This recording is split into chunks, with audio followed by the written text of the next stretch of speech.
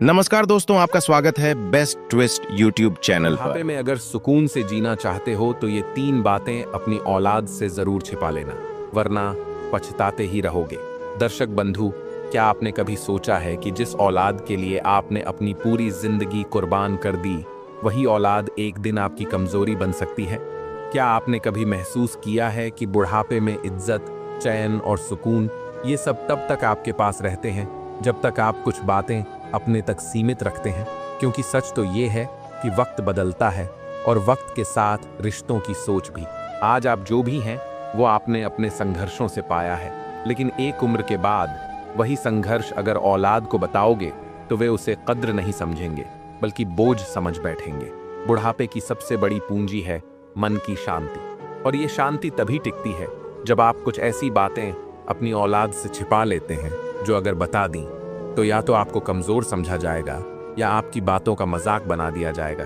समझो, ये 3 बातें आपकी ढाल हैं। अगर आप इन 3 बातों को अपनी औलाद से छिपा कर रखोगे तो बुढ़ापे में न अपमान मिलेगा, न पछतावा, बल्कि मिलेगा सुकून, आत्मसम्मान और एक शांत जीवन। दर्शक बंधु, आपके जीवन के प्रत्येक क्षण को हम परम मूल्यवान मानते हैं, इसलिए आज हम आपके लिए लेकर आए हैं एक ऐसी जीवनदायक कथा जिसमें छुपी हैं वे 3 बातें जो यदि आपने समझ ली तो आपका वृद्धावस्था का जीवन भी शांति से बीतेगा और परिवार में कभी कलह नहीं होगा। लेकिन कथा आरंभ करने से पहले भारत माता के सभी जागृत सुपुत्रों, मातृवत माताओं और पितृतुल्य पुण्य आत्माओं से हाथ जोड़कर एक विनम्र निवेदन है। गरुड़ पुराण में स्पष्ट कहा गया है, चाहे वह कोई कथा हो या जीवन की कोई सीख, यदि उसे अधूरा छोड़ दिया जाए तो वह पाप की श्रेणी में आता है। और अधूरी बातें न आत्मा को शांति देती हैं, न जीवन को दिशा। इसलिए आपसे करबद्ध प्रार्थना है, यदि आप एक सच्चे सनातनी हैं और धर्म की इस रहस्यपूर्ण यात्रा का पूर्ण ज्ञान प्राप्त करना चाहते हैं, तो कृपया इस वीडियो को अंत तक अवश्य देखें। और यदि हमारे इस विनम्र प्रयास ने आपके मन को तनिक भी स्पर्श किया हो तो इस वीडियो को पसंद करें, अपने हर प्रियजन तक पहुंचाएं और हमारे चैनल को जरूर सब्सक्राइब करें। और हाँ, कमेंट में अपने माता पिता के नाम के साथ जय माता पिता जी अवश्य लिखें, क्योंकि यही हमारी असली पूंजी है जिनकी छाया में जीवन सार्थक बनता है। अब चलिए आरंभ करते हैं वह कथा जो आत्मा को स्पर्श करती है। सुबह का समय था। प्रभु की कृपा से पूरा आकाश हल्की लालिमा से सुशोभित हो रहा था। श्री पुरुषोत्तम दास जी प्रतिदिन की भांति प्रभु का स्मरण करते हुए हल्की सैर के बाद अपने निवास की ओर लौट रहे थे। उनकी सांसें थोड़ी तीव्र थीं, पर चेहरे पर एक शांत सौम्यता थी। जैसे ही वे घर पहुंचे, हमेशा की तरह उन्होंने दरवाजे के पास अखबार ढूंढा, पर आज वहां कुछ नहीं था। भीतर प्रवेश करते हुए उन्होंने स्नेह से पुकारा, प्रीति बेटी, जरा एक गिलास जल दे दो, और हाँ, अगर अखबार दिखे तो वो भी ले आना। रसोई से बर्तनों की आवाज रुक गई। प्रीति रसोई से बाहर निकली, कमर में पल्लू खोंसते हुए। उसका मुख क्रोध और थकावट से लाल था। उसने तीखे स्वर में कहा, एक तो बच्चे को स्कूल के लिए तैयार करो, फिर रसोई का काम, फिर घर की सफाई, और अब आपके लिए अखबार भी लाऊं? खुद कुछ नहीं कर सकते क्या? श्री पुरुषोत्तम दास जी ने शांत भाव से उसकी ओर देखा। कोई जवाब नहीं दिया। वे धीरे धीरे बैठकर अपने जूते के फीते खोलने लगे। उनका मौन प्रीति के मन में और उबाल ले आया। वह और तीखे स्वर में बोली, अब चुप हो गए? बोलिए ना, बाहर से आते हुए क्या अखबार उठाकर नहीं ला सकते थे? उन्होंने धीरे से उत्तर दिया, बेटी, मैंने आंगन में देखा था, शायद तुम में से कोई ले गया होगा पढ़ने को, इसलिए पूछ लिया। प्रीति फिर झल्लाई, हमारे पास इतना समय नहीं है कि सुबह सुबह टहल कर आएं, फिर अखबार पढ़ते बैठें। कोई काम धंधा भी है या नहीं? सबके पास जिम्मेदारियां हैं, आप जैसे फुर्सत वाले नहीं हैं।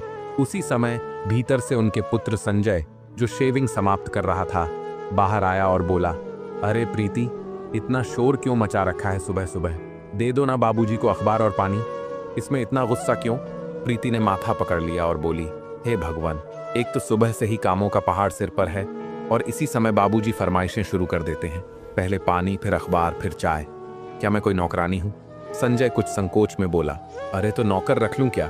ऐसा बोल रही हो जैसे मेरे पास कोई खजाना है। मेरी तनख्वाह से जैसे तैसे घर चल रहा है।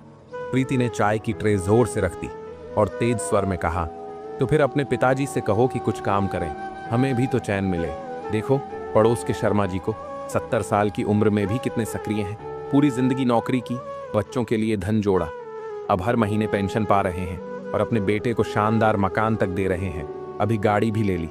और एक आपके बाबूजी हैं, न काम के न काज के, बस अखबार और चाय चाहिए।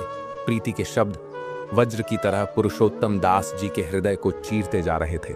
यह पहली बार नहीं था, पर आज शब्दों की धार और अधिक तीखी थी।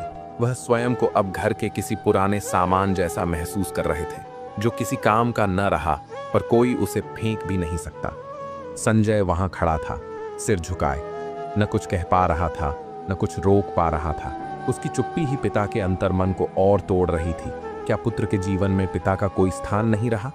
उसी समय बंटी, संजय का पुत्र और पुरुषोत्तम दास जी का पोता, डरा हुआ कमरे से बाहर आया। पूरी यूनिफॉर्म भी नहीं पहनी थी। माँ की ऊंची आवाजें सुनकर वह कांप रहा था। उसकी मासूम आंखें सब कुछ देख रही थीं। एक पक्ष चिल्ला रहा था, दूसरा सह रहा था और तीसरा चुपचाप सब देख रहा था, और उसे समझ नहीं आ रहा था कि वह किस तरफ है। पुरुषोत्तम दास जी ने बिना कुछ बोले, बिना किसी शिकायत के अपने कमरे का रुख किया। कोने में एक पुरानी कुर्सी थी, जहां कभी उन्होंने अपने बेटे को गोद में बिठाकर प्रभु की कथाएं सुनाई थीं। आज वही कुर्सी उनका एकमात्र सहारा बन चुकी थी, एक साक्षी उनकी चुप्पियों की, उनकी पीड़ाओं की। कभी ये घर प्रभु की कृपा से हंसी खुशी और प्रेम से गूंजता था। अब वही घर हर सुबह एक नया अपमान लेकर आता है। प्रीति ने बंटी को डांटते हुए कहा, चलो यूनिफॉर्म ठीक करो, हर बात में घुसने की जरूरत नहीं है। कुछ ही देर में बंटी स्कूल चला गया और संजय अपने नाश्ते के साथ ऑफिस की राह पकड़ चुका था। पीछे बचे दो लोग, एक प्रीति और एक वह वृद्ध आत्मा जो कभी इस घर की नींव थी और अब एक अनचाहा किराएदार बनकर रह गई है। थोड़ी देर बाद जैसे कोई परंपरा निभाई जाती है, वैसे ही प्रीति ने एक प्लेट में नाश्ता लाकर श्रद्धा से उनके सामने रखा और बिना कुछ बोले धीरे से वहां से हट गई। श्री पुरुषोत्तम दास जी ने कुछ भी नहीं कहा, कोई शिकायत नहीं, कोई आग्रह नहीं। उन्होंने प्रभु का स्मरण करते हुए नाश्ता किया और फिर उसी कुर्सी पर निःशब्द बैठ गए, जहां वे अक्सर प्रभु की लीला और अपने जीवन के उतार चढ़ाव को याद करते रहते थे। न जाने कितनी देर वे यूं ही बैठे रहे, जैसे अंतर्मन से कोई संवाद चल रहा हो। शाम के समय उन्होंने अपनी पुरानी लाठी उठाई और प्रतिदिन की तरह कुछ समय बाहर जाकर प्रभु की सृष्टि का दर्शन करने के लिए निकल पड़े। जब वे लौटे तो आंगन में उनका नन्हा पोता बंटी जैसे उनका इंतजार ही कर रहा था। उस मासूम के मुख पर प्रभु के भक्त जैसा उजास था। जैसे ही श्री पुरुषोत्तम दास जी ने चप्पलें उतारी, बंटी उल्लास से भरकर दौड़ता हुआ आया और बोला, दादाजी, दादाजी, कल आपको मेरे साथ स्कूल चलना है। श्री पुरुषोत्तम दास जी थके हुए चरणों से अपने कक्ष की ओर बढ़ते हुए बोले, नहीं बेटे, मैं क्यों जाऊंगा?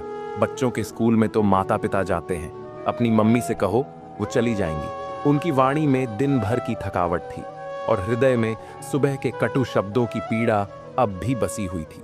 परंतु बंटी कहाँ मानने वाला था। उसने अपनी छोटी हथेली से दादाजी का हाथ पकड़ लिया और बाल हट से कहा, नहीं दादाजी, मेरी टीचर ने आपको ही बुलाया है, आपको चलना ही होगा। श्री पुरुषोत्तम दास जी ने अपने मन की व्यथा को छुपाते हुए एक दृष्टि संजय और प्रीति की ओर डाली, जो अब ड्राइंग रूम में बैठे टीवी देख रहे थे। किसी को भी यह झांक नहीं हो पा रहा था कि बंटी ऐसा क्यों कह रहा है। अच्छा बेटा, कल सुबह देखेंगे, उन्होंने उसे शांत करने के लिए कहा, जैसे कोई संत अपने भक्त की जिद को स्नेह से टालता है। लेकिन अगली सुबह बंटी ने जैसे एक नियम बना लिया हो, वह बार बार कहता रहा, मुझे तो दादू को ही लेकर जाना है, दादू को ही बुलाया है टीचर ने। आधी यूनिफॉर्म पहने वह इधर उधर दौड़ रहा था और बार बार कह रहा था, दादू जल्दी तैयार हो जाओ। प्रीति जो रसोई में उसके टिफिन की तैयारी कर रही थी, झुंझलाकर बोली, क्या नई जिद पकड़ ली है बंटी? दादाजी स्कूल क्यों जाएंगे? मैं हूं ना, टीचर ने बुलाया है तो मैं आ जाऊंगी। लेकिन बंटी ने सिर हिलाया और दृढ़ता से कहा, नहीं मम्मी, टीचर ने तो दादाजी को ही बुलाया है। संजय ने बंटी को पास बिठाया और स्नेहपूर्वक पूछा, बेटा बताओ तो सही, क्यों दादाजी को लेकर जाना है?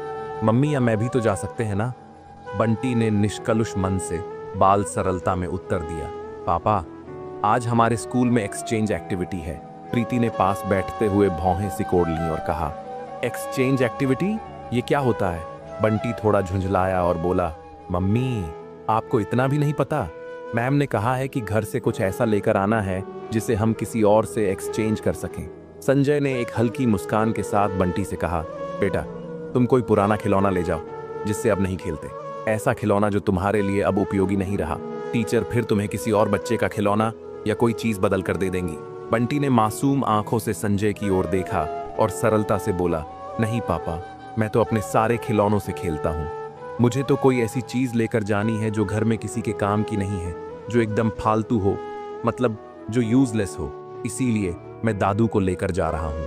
उस वाक्य के साथ ही पूरे घर में जैसे सन्नाटा छा गया। वातावरण में एक भारी मौन उतर आया। बंटी ने निहायत मासूमियत से आगे कहा, मैम ने कहा था कि अगर कोई चीज़ एक इंसान के लिए यूजलेस है तो वही चीज़ किसी और के लिए बहुत वैल्यूएबल हो सकती है। और कल तो मम्मी ही कह रही थी कि दादाजी किसी काम के नहीं हैं, हमें तो उनकी ज़रूरत नहीं है, शायद किसी और को हो। संजय की दृष्टि शर्म से झुक गई। प्रीति, जो अब तक बंटी की बात को हंसी में ले रही थी, उसका चेहरा एकदम फीका पड़ गया। और वहीं पीछे पुरुषोत्तम दास जी खड़े थे। उनका मुख कुछ नहीं कह रहा था, पर उनकी आंखें उस समय एक साधु की तरह मौन में विलीन थीं, जिसमें पीड़ा थी, संकोच था और उस मासूम की बातों से चुभन भी। उन्होंने न प्रीति से कुछ कहा, न बंटी को टोका। वे चुपचाप, जैसे किसी भजन के स्वर में विलीन कोई संत हो, अपने कक्ष की ओर लौट गए। प्रीति और संजय ने जैसे तैसे बंटी को समझाया और स्कूल भेज दिया। थोड़ी देर में घर में सब कुछ सामान्य हो गया। हंसी मजाक भी होने लगा, लेकिन उस हंसी में एक विचित्र खामोशी थी।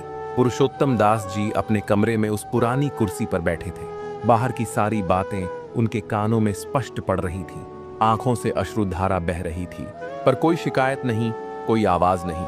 वे उस दीवार को देख रहे थे जहां एक धुंधली सी तस्वीर टंगी थी, 3 चेहरों वाली तस्वीर। वो स्वयं, उनकी धर्मपत्नी लक्ष्मी और बीच में खड़ा एक छोटा सा संजय। उसी घर की तस्वीर थी जिसे उन्होंने और लक्ष्मी जी ने मिलकर प्रभु की कृपा से खड़ा किया था।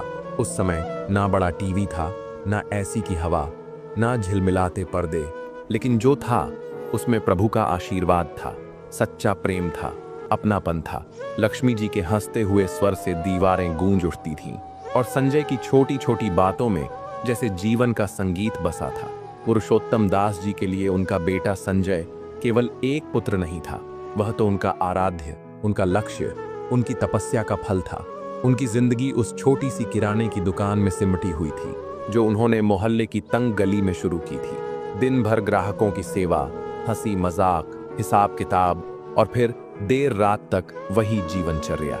लक्ष्मी जी घर की देखभाल करती थीं, पुरुषोत्तम जी दुकान संभालते थे। दोनों का बस एक ही स्वप्न था, संजय को पढ़ा लिखा कर एक बड़ा इंसान बनाना।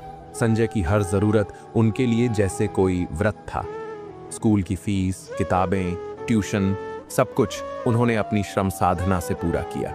रात को जब दुकान बंद होती, तब लक्ष्मी और पुरुषोत्तम बैठकर प्रभु से प्रार्थना करते, हे प्रभु, हमारे बेटे को सफल बना देना। परंतु प्रभु की लीला ही न्यारी होती है। लक्ष्मी जी की अचानक बीमारी ने जैसे पूरे घर से रोशनी छीन ली। अस्पताल के बिल, दवाइयों की कीमतें, और फिर वो दिन भी आया जब लक्ष्मी जी उन्हें छोड़ गईं। पुरुषोत्तम दास जी पूरी तरह टूट चुके थे, लेकिन उन्होंने अपनी भावनाओं को बांध कर रखा, केवल इसलिए कि संजय को टूटने न दें। अब भी दुकान चल रही थी और संजय कॉलेज पूरा कर चुका था। पुरुषोत्तम दास जी को पूरा विश्वास था कि उनका पुत्र संजय एक दिन बड़ा आदमी बनेगा। यही आशा उनके जीवन का संबल बनी रही। और फिर एक दिन वह समय आया जब संजय ने उनके सामने एक ऐसी बात रखी जिसने उनके हृदय को भीतर तक झकझोर दिया। पापा, मुझे लाखों रुपए चाहिए, संजय ने कहा था। उसकी आंखों में एक अलग सी बेचैनी थी। मैं एक स्टार्टअप शुरू करना चाहता हूँ। अगर यह शुरू हो गया तो हमारी पूरी जिंदगी बदल सकती है। पुरुषोत्तम दास जी ने अपने पुत्र की आंखों में वही सपना देखा जो कभी उन्होंने अपनी धर्मपत्नी लक्ष्मी जी के साथ संजोया था। उन्हें उसमें कुछ पाने की तीव्र इच्छा दिखी, एक लगन, एक भरोसा, और उस पुत्र के कहने पर उन्होंने वह कर डाला जो एक तपस्वी ही कर सकता है। अपनी दुकान, जो उनके जीवन का आधार थी, उसे गिरवी रख दिया, लाखों का आरण लिया और संजय को वह पूरा धन सौंप दिया। बेटा, प्रभु तुझे अपार सफलता दे, उन्होंने बस यही कहा था। लेकिन उनके हृदय में कहीं एक मौन भय भी समाया हुआ था, जो हर पिता के भीतर अपने संतान को लेकर होता है। संजय का व्यापार आरंभ तो हुआ, परंतु कुछ ही समय में सब कुछ डूब गया। अनुभव की कमी, निर्णयों में जल्दबाजी और बाजार की मंदी सबने मिलकर उस स्वप्न को चूर चूर कर दिया। आरण बढ़ता गया और उसका बोझ पुरुषोत्तम दास जी के कंधों पर भारी होता गया। संजय ने न तो कर्ज चुकाने की कोई कोशिश की और न ही अपने पिता की हालत समझी। पुरुषोत्तम दास जी दिन रात परिश्रम करते, जैसे कोई संत अपनी तपस्या में लीन रहता है, पर कर्ज का पहाड़ दिन ब दिन ऊंचा होता गया। ब्याज मूलधन को निगल चुका था और जिस दुकान में कभी उधारी के खाते भरे रहते थे, वह अब स्वयं उधार मांगने की स्थिति में आ गई थी। अंततः एक दिन साहूकार ने आकर स्पष्ट शब्दों में कहा, या तो पैसा दीजिए या दुकान खाली कर दीजिए। उस दिन पुरुषोत्तम दास जी ने कोई बहस नहीं की, न कोई रोष दिखाया, बस चुपचाप दुकान की चाबी उसके हाथ में रख दी।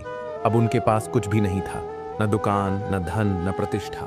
उनका बेटा संजय बाद में किसी छोटी मोटी नौकरी में लग गया। समय के साथ उसे पदोन्नति भी मिल गई, लेकिन पुरुषोत्तम दास जी ने कभी कोई शिकायत नहीं की।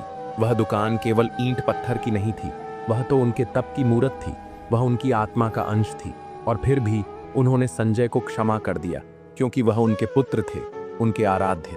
लेकिन आज उसी पुत्र और उसकी पत्नी की दृष्टि में वे एक निरर्थक व्यक्ति बनकर रह गए थे। बहू प्रीति उन्हें बेझिझक बेकार, नकारा, फालतू जैसे कटु शब्दों से संबोधित करती थी। पुरुषोत्तम दास जी के हृदय में जैसे कोई शिला रख दी गई हो, जो हर सांस के साथ उन्हें दबा रही थी। अब तक तो उन्होंने घर में जैसे तैसे जीवन की गाड़ी खींची थी। प्रीति के कटाक्षों को, संजय की बेरुखी को और अपनी उपेक्षा को उन्होंने मौन रहकर सहा था। लेकिन अब उनकी आत्मा को चोट पहुंची थी और उस चोट की पीड़ा अब सहन नहीं हो रही थी। उन्होंने कभी दया नहीं चाही, उन्हें केवल सम्मान चाहिए था। लेकिन उस घर की चार दीवारी में अब वह सम्मान शेष नहीं रहा था। उनके अंतर में अब एक अटल निर्णय जन्म ले रहा था।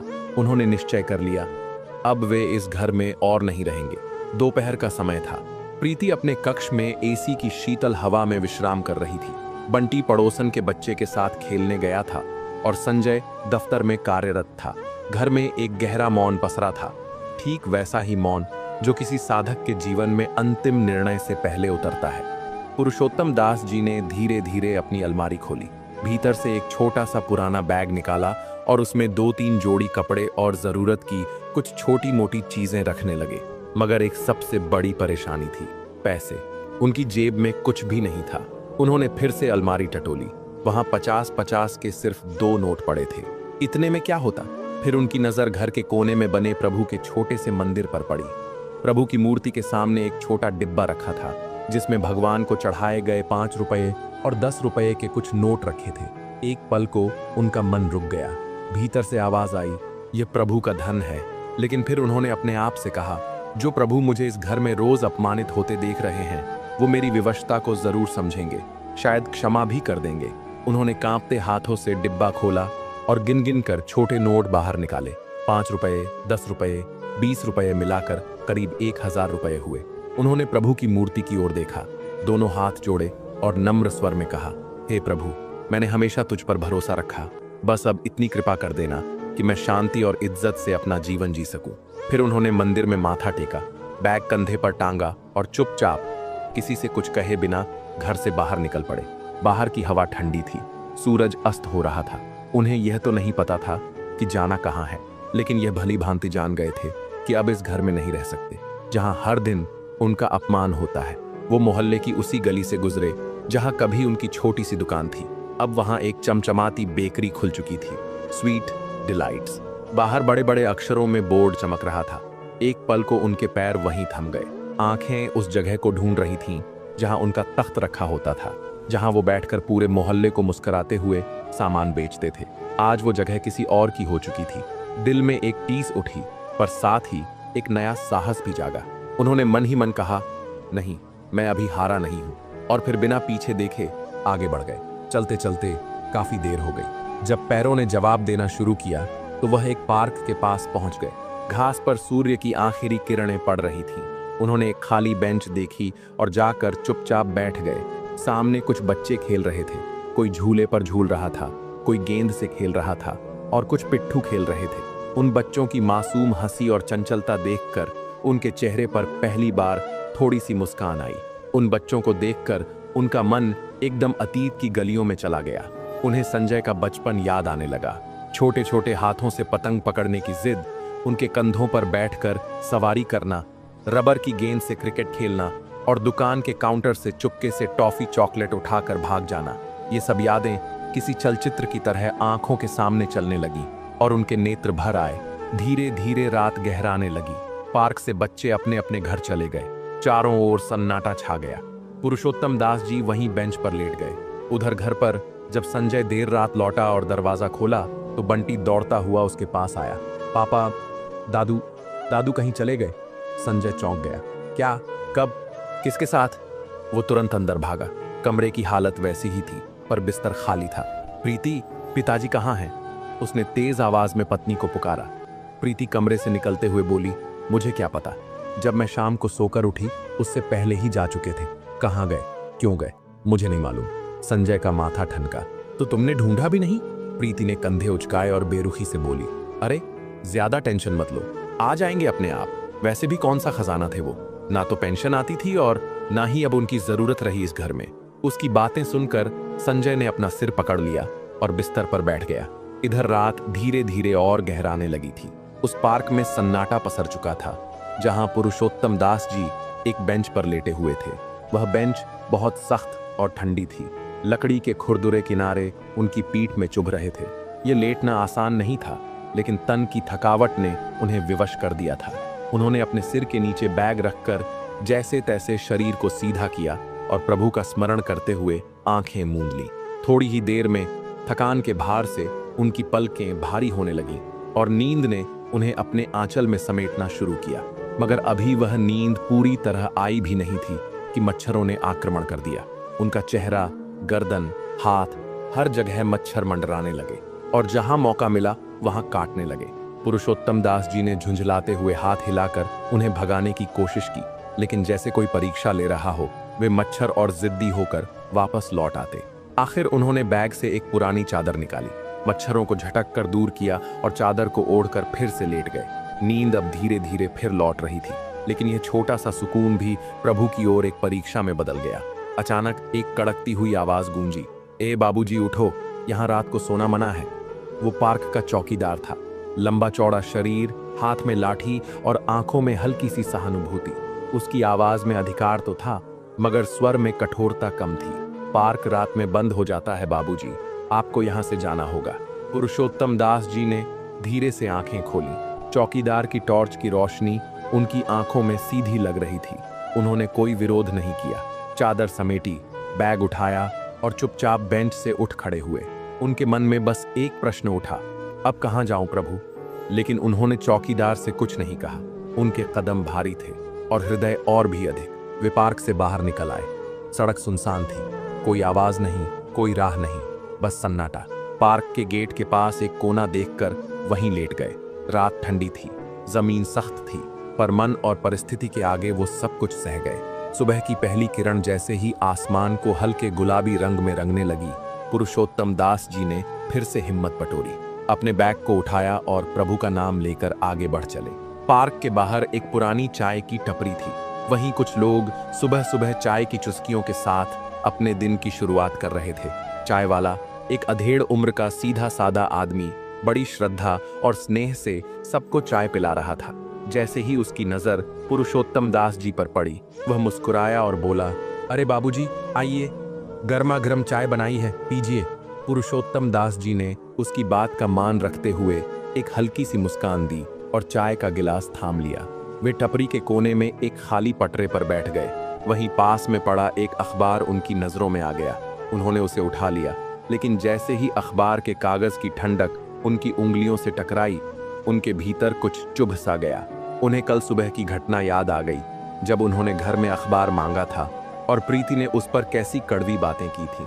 फालतू, नकारा, ये शब्द एक बार फिर हथौड़े की तरह उनके कानों में बजने लगे। तभी उनकी नजर उस अखबार के एक छोटे से कॉलम पर पड़ी। छोटा सा विज्ञापन था, किराए पर पिता चाहिए, उम्र 65 से 70 वर्ष के बीच, जल्द संपर्क करें। पुरुषोत्तम दास जी का हाथ थम गया। उनके होठों पर एक हल्की सी मुस्कान आ गई, एक ऐसी मुस्कान जिसमें व्यंग्य भी था और एक गहरी पीड़ा भी। उन्होंने मन ही मन सोचा, किराए पर पिता, हे प्रभु, अब तो ये संसार सच में अजीब मोड़ पर आ गया है। चाय वाले ने उनकी मुस्कान को देखा और पूछ लिया, क्या हुआ बाबूजी, अखबार में कोई मजेदार बात पढ़ ली क्या? पुरुषोत्तम दास जी ने धीरे से सिर हिलाया और शांत स्वर में बोले, अरे नहीं भाई, कोई व्यक्ति किराए पर बाप ढूंढ रहा है। ये कैसी विचित्र बात है। चाय वाले ने हंसते हुए कंधे उचका दिए और बोला, अरे बाबूजी, आजकल तो सब कुछ बिकता है, रिश्ते नाते भी। अब कुछ भी असंभव नहीं है इस युग में। वो फिर चाय बनाने में लग गया, लेकिन पुरुषोत्तम दास जी का मन उस विज्ञापन की बात में उलझ चुका था। किराए पर पिता, यह बात जो पहले मजाक जैसी लगी थी, अब उनके हृदय को भीतर से झकझोरने लगी थी। वे चाय की चुस्कियों के साथ विचारों में डूबते चले गए। एक एक शब्द जैसे मन के भीतर उतर रहा था। उन्होंने चाय का अंतिम घूंट पिया और काफी देर तक उस विज्ञापन को निहारते रहे। फिर चुपचाप जेब से अपना पुराना रुमाल निकाला, माथे का पसीना पोंछा और बोले, बेटा एक बार अपना फोन देना जरा। चाय वाले ने थोड़ी हैरानी से देखा, फिर श्रद्धा से बोला, अरे बाबूजी लीजिए। उन्होंने कांपते हाथों से उस नंबर को मिलाया जो उस विज्ञापन में लिखा था। दिल की धड़कन जैसे प्रभु की नई लीला की ओर बढ़ रही थी। कुछ सेकंड की घंटी के बाद कॉल उठाया गया। हेलो, एक युवा स्वर था। पुरुषोत्तम दास जी ने संयमित स्वर में कहा, हेलो बेटा, मैंने आज सुबह अखबार में तुम्हारा विज्ञापन देखा। तुमने पिता की आवश्यकता बताई थी। कुछ क्षण का मौन छा गया, फिर दूसरी ओर से धीरे से आवाज आई, जी आप कौन? नाम है पुरुषोत्तम दास, उम्र 68 वर्ष। अभी स्वयं को नकारा नहीं मानता, बस घर वालों ने बेकार घोषित कर दिया है। फोन की दूसरी तरफ फिर कुछ सेकंड सन्नाटा रहा, फिर युवा स्वर में एक हल्की गर्माहट घुल गई। आप आ सकते हैं अंकल, हम मिलकर बात कर सकते हैं। पता बता दो बेटा, मैं अभी निकलता हूँ। दीपक नाम के उस युवक ने फरीदाबाद का पता बताया। वह जगह पुरुषोत्तम दास जी के नगर पलवल से ज्यादा दूर नहीं थी, बस 1 घंटे की दूरी। पुरुषोत्तम दास जी ने ऊपर आकाश की ओर देखा, दोनों हाथ जोड़कर प्रभु का स्मरण किया। हे प्रभु, अगर यह भी तेरी इच्छा है तो मुझे मार्ग दिखा। फिर वे उठे और शांत मन से बस स्टैंड की ओर चल पड़े। उनके कदम धीमे थे, मगर अब उनमें नया संकल्प था।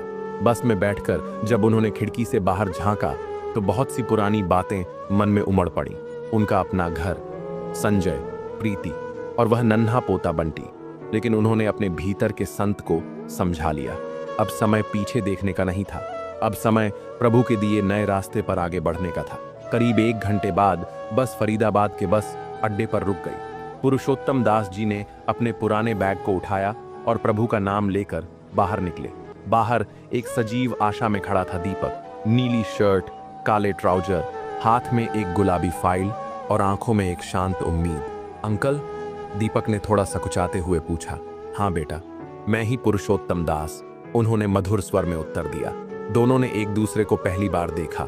एक वो आत्मा जिसे पुत्र की जरूरत थी और एक वह हृदय जिसे जीवन में एक पिता की कमी खलती थी। दीपक उन्हें पास के एक छोटे कैफे में लेकर गया। प्रभु की कृपा से दोनों बैठ गए और एक नई शुरुआत की बातचीत आरंभ हुई। अंकल, मुझे पता है ये सब थोड़ा अजीब लग रहा होगा, लेकिन मेरे पास कोई और रास्ता नहीं था, दीपक ने विनम्रता से कहा। पुरुषोत्तम दास जी ने उसके भीतर झांकती हुई आंखों में देखा और शांत भाव से बोले, बेटा, मैंने इस जीवन में बहुत कुछ देखा है, सुख दुख, सम्मान अपमान, पर ये किराए पर पिता वाली बात मेरे लिए थोड़ी कठिन है। साफ साफ बताओ क्या बात है? दीपक ने गहरी सांस ली और सिर झुकाकर बोलना शुरू किया। अंकल, मैं एक अनाथ हूँ। बचपन में मेरे माता पिता एक दुर्घटना में प्रभु के पास चले गए। उसके बाद मैं एक अनाथालय में पला बढ़ा, स्कॉलरशिप से पढ़ाई की, खूब मेहनत की और आज एक मल्टीनेशनल कंपनी में काम करता हूँ। तनख्वाह भी अच्छी है, जीवन ठीक है, लेकिन उसके स्वर में एक रुकावट थी और आंखों में एक अधूरा सा खालीपन। पर मेरे पास कोई परिवार नहीं है। पुरुषोत्तम दास जी की दृष्टि गहरी हो गई। तो बेटा, ये विज्ञापन क्यों? उन्होंने कोमल स्वर में पूछा। दीपक ने नजरें झुका लीं और धीमे से बोला, मैं राधिका नाम की एक लड़की से प्रेम करता हूँ। हम दोनों एक दूसरे को वर्षों से जानते हैं और विवाह करना चाहते हैं, मगर राधिका के पिताजी, जो सेना से रिटायर्ड कर्नल हैं, अपनी बेटी का विवाह किसी प्रतिष्ठित खानदानी परिवार में ही करना चाहते हैं। उनके लिए पैसा और नौकरी से ज्यादा मायने रखता है खानदान। और मेरे पास तो कोई नहीं है अंकल, कोई नाम, कोई परिवार, कोई पहचान नहीं। पुरुषोत्तम दास जी स्तब्ध थे। दीपक की आवाज में वो तड़प थी जो किसी भक्त की प्रभु के सामने विनती होती है, पर उसकी आंखों में विश्वास की एक किरण भी थी। दीपक की आंखें भीग गईं। मैं राधिका से शादी करना चाहता हूँ, वो भी मुझसे प्रेम करती है, लेकिन उसके पिताजी की अनुमति के बिना यह संभव नहीं। इसीलिए मैं चाहता हूं कि आप मेरे पिता बनकर उनसे मिले, बस एक बार। आपके सामने मैं नतमस्तक हूं। जानता हूं ये सही नहीं है, पर मेरे पास और कोई राह नहीं है। मैं आपको इसके लिए 100 रुपए एडवांस भी दूंगा। यह सुनकर पुरुषोत्तम दास जी का हृदय भीतर से कांप उठा, परंतु सत्य यही था कि अब उनके पास अपना घर नहीं था, कोई रसोई नहीं थी, कोई शरण नहीं थी। कुछ समय तक दोनों के बीच मौन रहा। फिर पुरुषोत्तम दास जी ने धीरे से सिर हिलाया। ठीक है बेटा, यदि मेरी उपस्थिति से तेरे जीवन का कल्याण हो सकता है तो मैं यह भूमिका निभाने को तैयार हूं। प्रभु ने यदि तुझे मेरी राह में भेजा है तो शायद इसमें भी कोई लीला है। दीपक के चेहरे पर राहत की रेखाएं उभर आईं। उसी समय दीपक का फोन बजा। राधिका थी। दीपक, तुमने कुछ किया या नहीं? मुझे डर है कि कहीं मेरी शादी किसी और से तय न हो जाए। दीपक ने पुरुषोत्तम दास जी की ओर देखा, जिनका शांत गंभीर चेहरा अब उसके लिए पिता की मूर्ति जैसा बन चुका था। दीपक ने गहरी सांस ली और कहा, राधिका, चिंता मत करो, मैंने पिता का इंतजाम कर लिया है। हम जल्दी ही तुम्हारे पापा से मिलने आएंगे। राधिका जानती थी उसके पिताजी कैसे व्यक्ति हैं, अनुशासन प्रिय, तीव्र बुद्धि वाले और किसी भी असत्य को तुरंत पहचानने वाले। इसलिए उसने कहा, ठीक है, तो कल मैं आती हूँ। एक बार रिहर्सल कर लेंगे। मैं नहीं चाहती कि पापा के सामने कोई भी चूक हो और सब कुछ बिगड़ जाए। दीपक ने श्रद्धा से सिर हिलाया। अब पुरुषोत्तम दास जी उसी के घर पर प्रभु की इच्छा से ठहरे थे। घर सुंदर, व्यवस्थित और शांत था। रसोई की सेवा एक विनम्र नौकर संभालता था। उसी शाम जब दीपक और पुरुषोत्तम दास जी एक साथ प्रभु को स्मरण करते हुए भोजन कर रहे थे, तभी दरवाजे की घंटी बजी। दरवाजा खोला गया। सामने राधिका खड़ी थी, एक सादे सलवार सूट में, बिना किसी आडंबर के, मगर आंखों में प्रेम और आशा की ज्योति थी। उसने पुरुषोत्तम दास जी को देखा और बिना किसी संकोच के श्रद्धा से उनके चरण स्पर्श की, जैसे वो सचमुच उनके आशीर्वाद की अधिकारी हो। पुरुषोत्तम दास जी एक क्षण को रुक गए, फिर स्नेह से बोले, सौभाग्यवती भव बेटी। रिहर्सल आरंभ हुई। राधिका ने एक कागज पर संभावित प्रश्नों की सूची बना रखी थी। आपका नाम? आप क्या करते थे? दीपक की पढ़ाई कहाँ से हुई? आपका मूल निवास कहाँ है? हर उत्तर को पूरी श्रद्धा और सच्चाई से स्मरण किया गया, लेकिन एक कठिनाई बार बार आ रही थी। पुरुषोत्तम दास जी दीपक को बार बार संजय कहकर बुला बैठते। दीपक और राधिका एक दूसरे की ओर देखते और मुस्कान रोक नहीं पाते। कभी कभी तो पुरुषोत्तम दास जी भी स्वयं हंस पड़ते। अरे बेटा, मैं भूल गया, बुढ़ापा है ना, आदतें जल्दी नहीं जाती। फिर वो हंसते और कहते, वैसे बेटा, अब तू मेरा बेटा है तो मैं तुझे संजय कहूं या दीपक, क्या फर्क पड़ता है? इस पर तीनों एक साथ ठहाका लगाकर हंसते, जैसे वर्षों से साथ रहते हों। रिहर्सल के दौरान कई बार पुरुषोत्तम दास जी इतनी सच्चाई और भावुकता से बोलने लगते कि दीपक और राधिका एकदम शांत हो जाते। कभी कभी वे अपनी असली जीवन यात्रा के अंश सुनाते तो आंखें भीग जाती। उनके आंसू देखकर राधिका चुपचाप उनके पास बैठकर उनका आंचल पकड़ लेती और कहती, पापा रोइए मत, और दीपक उन्हें गले लगा लेता, जैसे सचमुच उनके बेटे हों। रिहर्सल के बाद राधिका ने सुझाव दिया कि पुरुषोत्तम दास जी के लिए कुछ नए कपड़े ले लिए जाएं। दीपक और पुरुषोत्तम दास जी ने सहमति दी और तीनों एक साथ बाजार की ओर चल पड़े। एक शोरूम से उनके लिए 2-3 कुर्ता पायजामा और एक जोड़ी नए चप्पलें खरीदी गईं। जब उन्होंने उन्हें पहनकर शीशे में खुद को देखा तो दीपक और राधिका एक स्वर में बोले, ये हुई ना बात, अब तो आप सच में रईस पिता लग रहे हैं। पुरुषोत्तम दास जी ने मुस्कुराते हुए खुद को देखा, मानो वर्षों बाद उन्हें खुद से फिर प्रेम हो गया हो। बाजार में काफी समय बिताने के बाद वे एक रेस्टोरेंट में खाना खाने गए। तीनों साथ में बैठे हंसी मजाक करते हुए भोजन किया। एक परिवार जैसा सुखद माहौल बना हुआ था, जैसे कोई खोई हुई आत्मा अपने घर लौट आई हो। अगली सुबह सब प्रभु का नाम लेकर तैयार हो गए। राधिका ने फोन पर बताया कि उसके पिताजी शाम 5 बजे घर पर मिल सकते हैं। दीपक थोड़ा घबराया हुआ था, अगर कुछ गलत हुआ तो, अगर हमारे कहे गए शब्द झूठ लगें। पुरुषोत्तम दास जी ने उसके कंधे पर प्रेम से हाथ रखा और कहा, बेटा, जब मन सच्चा हो और उद्देश्य निर्मल तो प्रभु भी साथ देते हैं, चिंता मत कर। शाम को राधिका ने दरवाजा खोला और उन्हें भीतर आने को कहा। कर्नल साहब अपनी पत्नी के साथ बाहर आए। उनकी दृष्टि में अनुशासन था और स्वभाव में अधिकार। उन्होंने दीपक और पुरुषोत्तम दास जी को ध्यान से देखा और कहा, अच्छा, तो आप हैं दीपक के पिता, आइए अंदर। बातचीत शुरू हुई। कर्नल साहब ने दीपक की नौकरी और भविष्य की योजनाओं को लेकर कई प्रश्न किए। फिर वे पुरुषोत्तम दास जी की ओर मुड़े और बोले, तो मिस्टर पुरुषोत्तम, आप हमें अपने बारे में कुछ बताइए। आप क्या करते थे? कहाँ से हैं आप? जैसा पहले तय हुआ था, पुरुषोत्तम दास जी ने उसी भाव से कहना शुरू किया। जी, मैं कानपुर से हूँ। वहाँ पर एक जनरल स्टोर चलाता था। अच्छा खासा व्यापार था। बहुत मेहनत से खड़ा किया था। लेकिन जब दीपक को इस शहर में अच्छी नौकरी मिली और उसने कहा, पापा अब अकेले मत रहिए, मेरे पास आ जाइए, तो मैंने सब कुछ छोड़ दिया। दीपक की माँ तो बहुत पहले प्रभु के चरणों में चली गई थी। तब से बस मैं और मेरा बेटा। दीपक के कंधे पर स्नेह भरे हाथ रखते हुए पुरुषोत्तम दास जी ने जब अपनी बात पूरी की तो वहां एक शांत भाव व्याप्त हो गया। यह सुनकर दीपक और राधिका ने एक दूसरे की ओर देखा, जैसे उन्हें विश्वास ही न हो रहा हो कि सब कुछ इतनी सरलता और शांति से हो रहा है। कर्नल साहब ने जो भी प्रश्न किए, उनका उत्तर पुरुषोत्तम दास जी ने इतनी श्रद्धा, आत्मविश्वास और सलीके से दिया कि कर्नल साहब भीतर से प्रभावित हुए बिना न रह सके। उनके मुख पर संतोष की झलक थी। कहीं से भी ऐसा नहीं लग रहा था कि यह कोई बनावटी संबंध है। ऐसा प्रतीत हो रहा था मानो वर्षों पुराना, सच्चा और आत्मीय रिश्ता हो। पुरुषोत्तम दास जी ने दीपक की मेहनत की ऐसी बातें बताईं जैसे किसी पिता को अपने बेटे पर गर्व होता है। उन्होंने अपने हृदय से वो स्नेह उड़ेला जो एक सच्चे पिता की उपस्थिति में स्वाभाविक होता है। कुछ समय बाद जब बातचीत समाप्त हुई तो दीपक और पुरुषोत्तम दास जी ने विदा ली। जैसे ही वे बाहर निकले, राधिका ने श्रद्धा से पुरुषोत्तम दास जी का हाथ थामा और धीमे स्वर में बोली, पिताजी, आपने आज सिर्फ मेरे पापा का नहीं, हमारा भी दिल जीत लिया है। ये सुनकर पुरुषोत्तम दास जी की आंखें भर आईं। अब वो अभिनय नहीं कर रहे थे। अब वो सचमुच अपने आप को एक पिता मान चुके थे। एक ऐसा पिता जो अपने बेटे के साथ था, निस्वार्थ, निडर, निश्चल। उनके जाने के बाद कर्नल साहब ने राधिका की ओर देखा और गंभीर स्वर में पूछा, बेटी, अब तुम्हारा क्या निर्णय है? राधिका ने अपने पिता की आंखों में निडरता से देखा और कहा, पापा, मुझे दीपक और उनके पिताजी दोनों पर पूर्ण विश्वास है। राधिका की मां भी दीपक के व्यवहार से प्रसन्न थीं। कुछ ही समय बाद उन्होंने पुरुषोत्तम दास जी को फोन कर यह सुखद समाचार सुनाया, हमें यह रिश्ता स्वीकार है।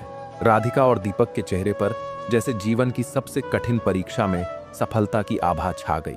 उन्हें लगा मानो प्रभु ने उनकी प्रार्थनाएं सुन ली। मगर यह तो पहली विजय थी। असली परीक्षा अभी शेष थी। शादी की तारीख 1 महीने बाद तय की गई। विवाह की तैयारियां बड़े उत्साह और उल्लास के साथ आरंभ हो गईं। दीपक और राधिका ने एक इवेंट आयोजक की सहायता से बारातियों, सजावट, भोजन आदि की पूरी व्यवस्था भी कर ली थी। लेकिन प्रभु की लीला फिर एक नई राह पर चली। विवाह से 2 सप्ताह पूर्व एक रात पुरुषोत्तम दास जी को अचानक अत्यधिक थकावट और कमजोरी महसूस होने लगी। सोचा था थोड़ी देर विश्राम करेंगे, परंतु रात में उनकी तबीयत अचानक और अधिक बिगड़ गई। पहले हल्का ज्वर चढ़ा, फिर उल्टियां शुरू हो गईं। दीपक ने कोई देरी नहीं की, तुरंत उन्हें गाड़ी में बैठाया और पास के अस्पताल की ओर निकल पड़ा। इमरजेंसी कक्ष में जब प्रवेश किया तब दीपक का चेहरा पीला पड़ चुका था। हृदय की धड़कनें तेज थीं, आंखों में चिंता थी। डॉक्टरों ने तुरंत परीक्षण किया, औषधियां दी और कुछ ही देर में हालत थोड़ी संभलने लगी। पूरी रात दीपक पुरुषोत्तम दास जी के सिरहाने बैठा रहा। कभी उनका हाथ थामे, कभी प्रभु को स्मरण करते हुए शांत होने की कोशिश करता। अगले दिन सुबह जब स्थिति स्थिर हो गई, डॉक्टरों ने घर भेजने की अनुमति दे दी। साथ ही कहा, अब इनका ध्यान बहुत आवश्यक है, विशेष रूप से खान पान का। थोड़ा विश्राम और स्नेह बहुत जरूरी है। दीपक ने श्रद्धा से सिर हिलाया और पुरुषोत्तम दास जी को प्रेम पूर्वक सहारा देकर घर लेकर आया। घर पहुंचकर भी उसने सेवा में कोई कमी नहीं रखी। हर थोड़ी देर में वह उनके लिए कुछ न कुछ बनाकर लाता, कभी गर्मा गर्म सूप, कभी हल्की सी खिचड़ी, और फिर अपने ही हाथों से उन्हें बड़े प्रेम से खिलाता, जैसे कोई सच्चा पुत्र अपने वृद्ध पिता की सेवा करता है। उस दिन दोपहर को राधिका भी पुरुषोत्तम दास जी का हालचाल पूछने आई। वे मुस्कुराते हुए उसकी ओर देखे और फिर दीपक की ओर देखते हुए बोले, बेटा, ये दीपक तो रात भर मेरे सिरहाने बैठा रहा, एक पल के लिए भी इधर उधर नहीं गया। मैंने कभी सोचा नहीं था कि कोई मुझे इतना अपनापन देगा। इतना सुनते ही दीपक ने हंसते हुए कहा, अरे अंकल जी, आप जल्दी ठीक नहीं होंगे तो हमारी शादी कैसे होगी? तीनों हंस पड़े। हंसी में वो अपनापन था जिसे कोई रिश्ता बांध नहीं सकता। एक समय जो तीनों एक दूसरे के लिए अजनबी थे, आज प्रभु की कृपा से एक परिवार बन चुके थे। पुरुषोत्तम दास जी की तबीयत प्रभु की कृपा से धीरे धीरे सुधरने लगी। दीपक और राधिका ने तन मन से उनकी देखभाल की, जैसे अपने जीवन का सबसे बड़ा धर्म निभा रहे हों। विवाह की तैयारियां फिर से गति पकड़ने लगी। साज सज्जा, कार्यक्रम और मेहमानों का स्वागत, सब कुछ आनंदमय हो गया। आखिरकार वह दिन आ ही गया जिसका दीपक, राधिका और पुरुषोत्तम दास जी लंबे समय से हृदय थाम कर इंतजार कर रहे थे। विवाह का पावन दिन। चारों ओर उल्लास था। दीपक दूल्हा बना था, राधिका सजकर साक्षात लक्ष्मी जैसी प्रतीत हो रही थी और पुरुषोत्तम दास जी एक गौरवपूर्ण पिता के रूप में शांत और प्रसन्न दिखाई दे रहे थे। सब कुछ ठीक चल रहा था, लेकिन हर कथा की तरह इस कहानी को भी शायद अग्नि परीक्षा से गुजरना था। जयमाला से कुछ समय पहले लड़की वालों में से एक सज्जन मिश्रा जी, जो पलवल से ही थे, बार बार पुरुषोत्तम दास जी की ओर देखने लगे। उनकी दृष्टि बार बार जैसे किसी भूली हुई तस्वीर को स्मरण करने का प्रयास कर रही थी। उन्होंने अपने पास खड़े कर्नल रघुवीर सिंह से धीरे से कहा, क्या आप जानते हैं ये बुजुर्ग कौन है? कर्नल साहब ने सहज भाव से कहा, अरे हाँ मिश्रा जी, यही तो हैं पुरुषोत्तम दास जी, दीपक के पिताजी।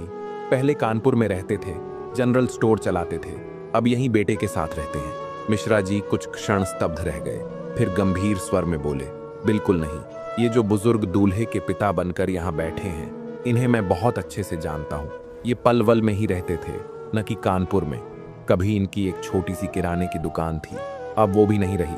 कर्नल साहब की भौहें सिकुड़ गईं, चेहरा कठोर हो गया। क्या आप मजाक कर रहे हैं? उन्होंने पूछा। लो जी, मैं क्यों मजाक करने लगा? यकीन ना हो तो आप खुद पूछ लीजिए, अभी दूध का दूध और पानी का पानी हो जाएगा। कर्नल साहब अब एकदम सख्त हो चुके थे। वो बिना किसी देरी के सीधे मंडप की ओर बढ़े। जयमाला की रस्म शुरू ही होने वाली थी कि एक कड़कती हुई आवाज ने सबका हृदय कांपा दिया, 1 मिनट, सब यहीं रोक दो। चारों ओर सन्नाटा छा गया। दीपक चौंक गया। क्या हुआ अंकल? कर्नल साहब की आवाज अब और तीखी हो गई थी। तुम्हारी हिम्मत कैसे हुई मुझे धोखा देने की? और ये आदमी, ये कौन है? दीपक कांपते स्वर में आगे बढ़ा। अंकल, मैं सब आपको आराम से समझाना चाहता हूँ। कर्नल साहब ने एक तीखी नजर राधिका पर डाली। उसकी आंखें भर आई थीं, परंतु उनमें साहस भी था। मंडप में सन्नाटा पसर चुका था। सभी मेहमानों की निगाहें अब केवल 3 चेहरों पर टिकी थीं, पुरुषोत्तम दास जी, दीपक और राधिका। राधिका की आंखें नम थीं और दीपक का चेहरा मानो उजड़ चुके संसार जैसा हो गया था। जो विवाह कुछ ही क्षण पहले एक आशीर्वाद लग रहा था, अब एक पल में टूटने की कगार पर आ खड़ा हुआ था। पुरुषोत्तम दास जी ने गहरी सांस ली। उनका मन कर रहा था कि वो सब कुछ छोड़कर वहां से चले जाएं, पर उनके सामने दीपक और राधिका के डबडबाए चेहरे आ जा रहे थे, जैसे प्रभु उन्हें रोक रहे हों। वो आगे बढ़े और कर्नल साहब की ओर निहारते हुए बेहद शांत मगर दृढ़ स्वर में बोले, कर्नल साहब, बस एक अवसर दीजिए, मैं सब कुछ सत्य बताता हूँ। कर्नल साहब ने गुस्से से कहा, अब क्या सच बाकी है? आपने हमें धोखा दिया, मेरी बेटी के भविष्य के साथ खेल किया। पुरुषोत्तम दास जी ने सिर झुका लिया, पर उनकी वाणी में अब भी एक अद्भुत दृढ़ता और सच्चाई थी। भाई साहब, मैंने आपको धोखा नहीं दिया, मैंने तो सिर्फ एक टूटते रिश्ते को थामने की कोशिश की।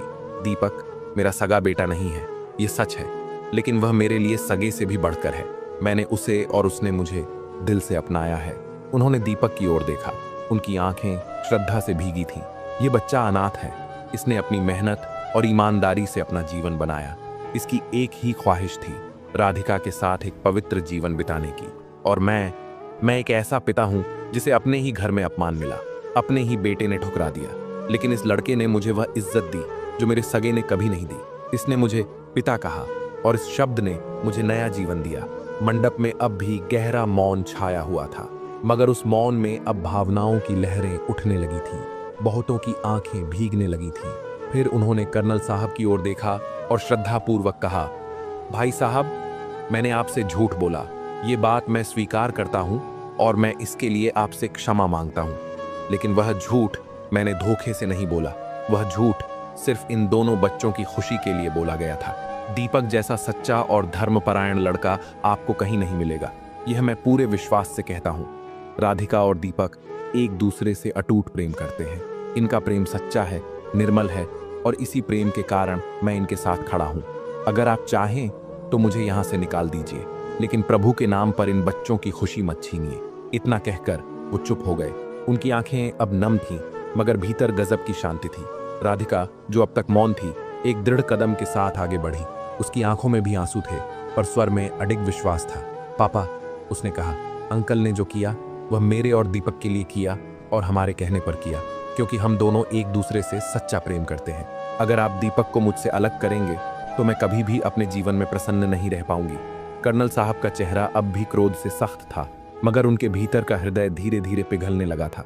उसी क्षण राधिका की मां ने उनके हाथ को प्रेम से थामा और विनम्रता से बोली, देखिए, पुरुषोत्तम भाई साहब की बातों में सच्चाई है और राधिका की खुशी ही तो हमारी सबसे बड़ी दौलत है, हमारा धर्म है। कर्नल साहब काफी देर तक मौन बैठे रहे। फिर जैसे प्रभु ने उनके हृदय में कोई नई प्रेरणा दी हो, वे अचानक उठे और बोले, पुरुषोत्तम दास जी, आपने जो किया वह तरीका गलत था, मगर आपकी सच्चाई और इन दोनों बच्चों का प्रेम मुझे सोचने पर मजबूर कर गया है। मैं राधिका की खुशी के लिए यह रिश्ता स्वीकार करता हूँ, लेकिन यह मेरी अंतिम चेतावनी है, आगे से कोई असत्य नहीं। मंडप में एक सुखद लहर दौड़ गई। राधिका ने अपनी मां को गले लगा लिया और दीपक की आंखों में चमक आ गई। वह पुरुषोत्तम दास जी की ओर देखा। उनकी आंखें नम थीं, मगर चेहरे पर संतोष, सम्मान और पिता बनने का सच्चा गर्व था। जयमाला की रस्म फिर से आरंभ हुई। विवाह बड़े ही प्रेम और आनंद के साथ संपन्न हुआ। दीपक के जीवन में अब राधिका उसकी पत्नी बनकर आ गई और घर प्रेम और हंसी की मधुर ध्वनि से भर गया। राधिका को आए 2 दिन हो चुके थे। तीसरे दिन की सुबह जब वह कमरे से बाहर निकली, उसकी दृष्टि पुरुषोत्तम दास जी के कक्ष की ओर गई। दरवाजा खुला था, लेकिन कमरा खाली था। राधिका का दिल जैसे सहम गया।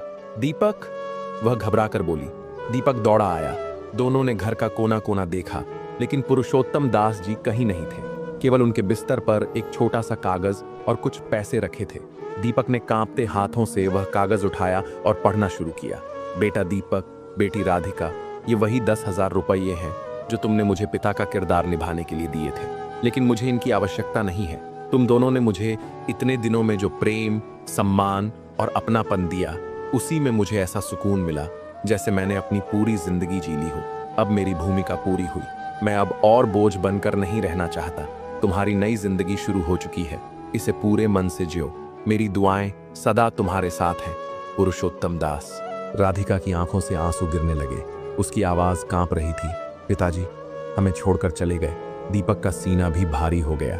वही पीड़ा फिर से जाग उठी जो एक अनाथ बच्चे की आत्मा में बचपन से जमी रहती है। नहीं राधिका, वे बहुत दूर नहीं होंगे। हमें उन्हें ढूंढना ही होगा। बिना विलंब किए दोनों निकल पड़े। बस अड्डा, रेलवे स्टेशन, हर जगह तलाश की। अंततः शहर के बाहर एक पुराने बरगद के पेड़ के नीचे वे उन्हें बैठे हुए पाए। चेहरा शांत, मगर आंखों में गहराई थी। पिताजी, दीपक की आवाज में पीड़ा और राहत एक साथ थी। दोनों उनके सामने हाथ जोड़कर खड़े हो गए। आप हमें छोड़कर क्यों जा रहे हैं? पुरुषोत्तम दास जी ने उनकी ओर देखा। आंखें नम थीं। बेटा, तुमने मुझे वो मान दिया जो मेरे अपने घर में खो गया था। अब तुम्हारी दुनिया संवर गई। मैं एक वृद्ध हूँ, तुम्हारा बोझ बनना नहीं चाहता। राधिका की आंखों से आंसू टपकने लगे। पिताजी, आप बोझ नहीं, हमारी शक्ति है। हमारे घर में आप नहीं होंगे तो वो घर अधूरा रहेगा। दीपक भीगते स्वर में बोला। मैं अनाथ था, जीवन भर एक अपनापन खोजता रहा। वो मुझे आप में मिला। आपने मुझे पिता का स्नेह दिया, जिससे मेरा जीवन पूर्ण हुआ। हमें आपकी जरूरत है पिताजी। आपके बिना सब अधूरा है। पुरुषोत्तम दास जी की आंखें भर आईं। मैंने कभी नहीं सोचा था कि कोई पराया मुझे इतना अपना कहेगा। राधिका ने उनका हाथ थाम लिया और बोली, पिताजी, हम पराए नहीं, हम आपके अपने हैं। घर चलिए, वादा करते हैं कभी अकेला महसूस नहीं होने देंगे। आखिरकार उनका मन पिघल गया। उन्होंने दोनों को गले से लगा लिया और प्रभु के नाम के साथ घर लौट आए। लेकिन अगली सुबह एक और द्वार खुला और सामने खड़ा था संजय। चेहरा पश्चाताप से भरा था, आंखों में ग्लानि। पिताजी, क्या आप यहाँ हैं? उसने धीमे स्वर में पूछा। राधिका ने भीतर बुलाया। उस समय पुरुषोत्तम दास जी दीपक के साथ चाय पी रहे थे। संजय को देखकर वे ठिठक गए। संजय? संजय उनके चरणों में गिर पड़ा। पिताजी, मुझे क्षमा कर दीजिए। मैंने आपको ठुकराया, आपकी उपेक्षा की, लेकिन जब आप चले गए तब मुझे समझ आया कि मैंने क्या खो दिया। पुरुषोत्तम दास जी की आंखें भर आईं। संजय, तू मेरा बेटा है और मैं तुझसे सदा प्रेम करूंगा, पर अब मैंने एक नई दुनिया बना ली है। उन्होंने दीपक और राधिका की ओर देखा। इन्होंने मुझे वह सम्मान और वह स्थान दिया जो मुझे कभी अपने घर में नहीं मिला। संजय फिर विनती करने लगा। पिताजी, मैं वादा करता हूं आपकी हर बात मानूंगा, बस चलिए घर। लेकिन पुरुषोत्तम दास जी ने शांत स्वर में कहा, नहीं बेटा, मेरा निर्णय अब नहीं बदलेगा। मैं बंटी से मिलने जरूर आऊंगा, पर अब मेरा घर, मेरा सम्मान, मेरा अंत सब यहीं होगा जहां मुझे अपनापन मिला है। तो मित्रों, आप बताइए, क्या पुरुषोत्तम दास जी का निर्णय सही था? अपनी भावनाएं नीचे कमेंट में जरूर बताइए। दर्शक बंधु, अभी कथा यहीं समाप्त नहीं होती। अभी हम ये भी जानेंगे कि अगर बुढ़ापे में सुकून से जीना चाहते हो तो ये 3 बातें अपनी औलाद से जरूर छिपा लेना, वरना हमेशा पछताते ही रहोगे। दर्शक बंधु, आपका समय नष्ट न करते हुए एक माँ की दुख भरी कहानी के माध्यम से हम उन 3 बातों को जानेंगे। तो चलिए कथा को आरंभ करते हैं। प्रिय दोस्तों, किसी ने बहुत ही सच्ची बात कही है, जिसको देखो वही सजा देता है, दोस्त बनकर धोखा देता है। इस दुनिया में अगर कोई सच्चा होता है तो वह सिर्फ एक माँ बाप का दिल होता है, वरना कोई बिना मतलब के दुआ नहीं देता। मित्रों, यह एक माँ की दुख भरी कहानी है। इस कहानी में बताया गया है कि एक बेटा अपनी माँ को विदेश ले जाने के बहाने घर आता है। वह सारा मकान, सारी दौलत अपने नाम करवा लेता है और फिर माँ को एयरपोर्ट तक ले जाकर वहीं छोड़ देता है। फिर वह अकेला विदेश चला जाता है। अब उस माँ की जिंदगी में सिर्फ दुख ही रह जाता है। मित्रों, यह एक माँ का बहुत ही दर्द भरा किस्सा है। आपसे नम्र निवेदन है कि कृपया इस पूरी कहानी को शुरू से अंत तक ध्यान से सुनिएगा। और यदि आप हमारे चैनल पर पहली बार आए हैं और आपने अब तक हमारा चैनल सब्सक्राइब नहीं किया है, तो आपसे प्रार्थना है कि चैनल को जरूर सब्सक्राइब करें और बेल का बटन भी दबा दें। तो आइए दोस्तों, सुनते हैं इस माँ की दुख भरी कहानी। प्रिय दोस्तों, एक समय की बात है। एक शहर में एक पति पत्नी रहते थे। उनके एक ही बेटा था और कोई संतान नहीं थी। पति प्राइवेट नौकरी करता था, जिससे घर का खर्च चलता था। उसी मेहनत से उन्होंने शहर में एक अच्छा सा मकान भी बना लिया था। तीनों का जीवन बहुत अच्छे से कट रहा था। मगर दोस्तों, कहते हैं ना, जब समय खराब आता है तो कोई पहचान काम नहीं आती। एक दिन ऐसा अंधेरा उस औरत की जिंदगी में आया कि उसका पति दुनिया छोड़ गया। वह औरत विधवा बन गई और उसके जीवन में सिर्फ अकेलापन रह गया। उसने सोचा, क्या मैं भी अपने पति के साथ इस दुनिया को छोड़ दूं? लेकिन जैसे ही उसने अपने छोटे बेटे को देखा तो उसने मन में ठान लिया कि नहीं, मैं इसे पढ़ाऊंगी, बड़ा बनाऊंगी, नौकरी दिलवाऊंगी और इसका भविष्य बनाऊंगी। यही सोचकर वह माँ हर दुख सहती रही। वह अपने बच्चे की हर जरूरत पूरी करती। कुछ पैसे थे जिनसे कुछ समय तक काम चला, लेकिन फिर वह भी खत्म हो गए। फिर वह माँ लोगों के घरों में काम करने लगी, झाड़ू पोंछा लगाने लगी। उसके पास एक ही चीज थी, वह मकान जो उसके पति ने बनाया था। लेकिन मकान कब तक रोटी देगा, इसलिए उसने मेहनत करना शुरू कर दिया। बच्चा धीरे धीरे पढ़ने लगा, बड़ा हुआ। माँ ने उसे जैसे तैसे पढ़ाया। वह बच्चा अब जवान हो गया और जब उसके पास डिग्रियां आ गईं तो उसे शहर में एक अच्छी प्राइवेट नौकरी भी मिल गई। दोनों माँ और बेटा खुशी से जीवन जीने लगे। इसी तरह कुछ साल बीते। एक दिन बेटे ने देखा कि अमेरिका में पैसे ज्यादा मिलते हैं, वहाँ कमाई अच्छी होती है। तो उसने सोचा, मैं अमेरिका नौकरी करने जाऊंगा। बेटा अपनी माँ से कहता है, माँ, मैं विदेश जा रहा हूँ, तू अपना ख्याल रखना। माँ को अच्छा नहीं लगा, क्योंकि बेटा ही उसका एकमात्र सहारा था। माँ ने मना किया, लेकिन बेटा बार बार कहता रहा, माँ, तू चिंता मत कर, मैं बहुत पैसे कमाऊंगा और फिर आकर तुझे सुख दूंगा। दोस्तों, इधर क्या हुआ? वह बेटा अपनी माँ को फोन करना भी भूल गया, माँ की कोई खबर लेना भी भूल गया। वह इतना ज्यादा पैसे के पीछे पड़ गया था। बहुत सारा पैसा कमाया, फिर उसे एक सुंदर सी लड़की मिल गई और उसने उससे विवाह कर लिया। जब उसका विवाह हो गया, तब एक दिन उसने अपनी माँ को फोन लगाया। दोस्तों, माँ तो रोज इंतजार करती थी, रोज सोचती थी कि बेटा कब फोन करेगा। माँ यह सोचती थी, जब से बेटा विदेश गया है उसने एक बार भी नहीं पूछा कि माँ तू कैसी है, दुख में है या सुख में। माँ हर दिन उम्मीद करती थी कि हमारे बेटे का फोन अब आएगा, अब आएगा। एक दिन बेटे ने माँ को फोन किया। जैसे ही उसने फोन मिलाया, बोला, माँ, मैं तेरा बेटा रवि बोल रहा हूँ। दोस्तों, जैसे ही माँ ने अपने बेटे की आवाज सुनी, ऐसा लगा मानो कानों में किसी ने अमृत घोल दिया हो। उसका मन आनंद से भर गया। वह खुशी के मारे झूमने लगी। उसकी आंखों से खुशी के आंसू बहने लगे। उसने पूछा, बेटा तू कैसा है? तू जब से विदेश गया है एक बार भी हालचाल नहीं पूछा। कोई परेशानी तो नहीं है, दुख तो नहीं है? बेटा रवि बोला, नहीं माँ, मेरे पास कोई दुख नहीं है, कोई परेशानी नहीं है। तू बता, तू कैसी है? माँ बोली, मैं ठीक हूँ बेटा, लेकिन आज तेरा फोन आया तो और ज्यादा ठीक हो गई। बेटा कुछ बताने ही वाला था, लेकिन भूल गया। माँ बोली, बेटा जल्दी बताओ क्या बात है? तब बेटा रवि बोला, माँ, मैंने शादी कर ली है मैंने विवाह कर लिया है। दोस्तों, जैसे ही माँ ने यह सुना तो उसके दिल को एक बड़ा झटका लगा। उसने तो हमेशा यह सोचा था कि उसका बेटा जब दूल्हा बनेगा तो वो घर से बारात लेकर जाएगा, वो अपनी आंखों से देखेगी, दुनिया को दिखाएगी कि उसका बेटा दूल्हा बनकर शादी कर रहा है। दोस्तों, हर माँ बाप का सपना होता है। जीवन में 2 बार उन्हें बहुत खुशी मिलती है। पहली बार जब उनका बेटा सिर पर सेहरा बांधकर दूल्हा बनता है। दूसरी बार जब वही बेटा अपनी संतान को गोद में लेकर उन्हें दादा दादी बनाता है। माँ सोचती रही, मैंने तो सोचा था कि मेरा बेटा बारात लेकर जाएगा, मैं उसकी शादी देखूंगी, और वह विदेश जाकर खुद ही शादी कराया। माँ कुछ बोली ही नहीं। तब उधर से बेटा बोला, माँ तू चुप क्यों हो गई? माँ बोली, नहीं बेटा, मैं चुप नहीं हूँ, मैं तेरी बात ध्यान से सुन रही हूँ। अच्छा किया बेटा, तूने विवाह कर लिया, तुम दोनों खुश रहो। हमारी बहू कैसी है? बेटा बोला, माँ तू चिंता मत कर, तेरी बहू लाखों में एक है, बहुत सुंदर है। माँ यह सुनकर हंसने लगी, वह खुश हो गई। फिर कुछ बातें और हुई और फोन कट गया। दोस्तों, उस दिन के बाद से बेटा रवि ने फिर कभी फोन नहीं किया।